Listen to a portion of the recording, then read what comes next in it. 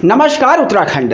आप देख रहे हैं सावधान उत्तराखंड। उत्तराखंड की माँ, माटी, मानुष, जल जंगल जमीन की आवाज़। आपका चैनल राष्ट्रनीति उत्तराखंड, इसे अभी सब्सक्राइब करें और अपने दोस्तों के साथ वीडियो शेयर करें। दोस्तों, आज बात सावधान उत्तराखंड में अश्लील वीडियो और बलात्कार की।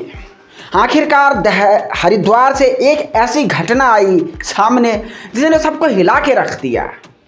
कैसे एक युवक ने एक युवती का नशे की हालत में अश्लील वीडियो कैद किया और उसके बाद बलात्कार का सिलसिला जारी रहा और एक कहाँ जाके थमा। आज का ये सावधान उत्तराखंड, उत्तराखंड के हर युवक और हर युवती सबको देखना चाहिए और समझना चाहिए।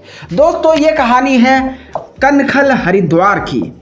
आपको पता होगा, हरिद्वार वैसे तो उत्तराखंड की धार्मिक राजधानी कही जाती है, लेकिन इस धार्मिक राजधानी में एक ऐसा अधर्म किया गया जिसे देख करके सारे लोगों के होश फाख्ता हो गई। इसमें अपराधी का नाम था गोपाल और इसका साथी होता है जोनू, एक काल्पनिक महिला जिसका नाम हम अभी प्रिया रख रहे हैं। ये केवल एक काल्पनिक नाम है, इसका किसी जीवित मृत इस लोक उस लोक पर लोक किसी से कोई मतलब नहीं है। ये केवल एक काल्पनिक नाम है। ये दोनों ओरिजिनल नाम है, ये नाम काल्पनिक नाम है। ठीक है, तो ये पहले ही मैं स्पष्टीकरण कर देना चाहता हूँ। जैसे निर्भया वाले केस में निर्भया काल्पनिक नाम रखा गया था, पता चला कोई नाराज होकर हमारे ऊपर डिफेमेशन का केस करते हैं। खैर, जीत तो नहीं पाएगा, लेकिन फिर भी। तो सबसे पहले गोपाल और जोनू, जो कि प्रिया हैं, इनके पिता की तबीयत खराब हुआ करती थी। कहा गया कि ये क्षय रोग से पीड़ित थे और लंबे समय तक इन्हें इलाज की ज़रूरत पड़ी। उस ज़माने में भोले भाले बन करके दो लोग सामने आए, गोपाल और जोनू। गोपाल, जो कि इनके पिता के इलाज में मदद करता था, इनका घर आना जाना लगे रहता था।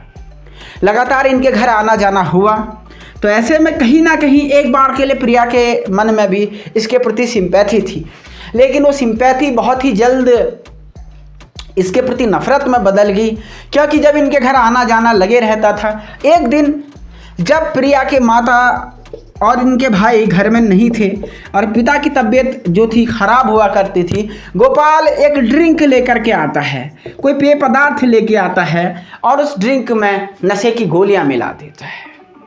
नशे की गोलियां जब उस ड्रिंक में मिला दी गई, उसके बाद गोपाल और जोनू क्रमशः उसके साथ बलात्कार करते हैं और उसके बाद ये सिलसिला यहाँ नहीं रुकता।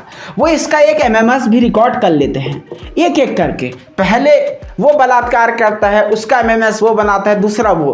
तो इसके बाद, क्योंकि अगर प्रिया किसी को बता देगी तो ये लोग कहते थे अपन तो जेल जाएंगे ही जाएंगे, लेकिन तुम्हारे एमएमएस लीक होकर के तुम्हारी ज़िंदगी को हम नरक कर देंगे।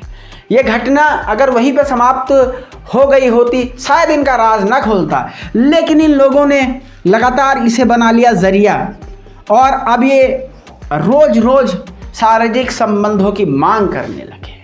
बात बिगड़ती चली गई और प्रिया ने आत्महत्या की प्रयास की और एक दिन अपने मम्मी पापा को, पिता और माता को यह घटना बता दी थी। और इस घटना के बताने के बाद आत्महत्या से अपनी बेटी को बचाने के लिए जब बात पहुंची पुलिस के पास, तो ये पूरी घटना खुली और फाइनली इन दोनों को गिरफ्तार कर लिया गया। और अब ये धारा 354 और आत्महत्या के उकसाने के केस में, किसी का अश्लील एमएमएस उतारने के केस में और ब्लैकमेलिंग के केस में और 120 क्रिमिनल कॉन्स्पिरेंसी के केस में जेल के सलाखों के पीछे है। तो दोस्तों, आज इस सावधान उत्तराखंड से 2-3 बातें आपको सीखने को मिलेंगी। आंख बंद करके किसी पे विश्वास ना करें, बात नंबर 1। दूसरा, लड़कों के लिए कि आप ऐसी हरकत अगर करोगे तो गुनाह का रास्ता एक बार आपको जेल के अंदर जरूर धकेल देगा। तो आज सावधान उत्तराखंड में इतना ही, और चैनल पर पहली बार है तो चैनल को सब्सक्राइब करें। बहुत शुक्रिया, धन्यवाद। नमस्कार, देखते रहे राष्ट्रनीति उत्तराखंड।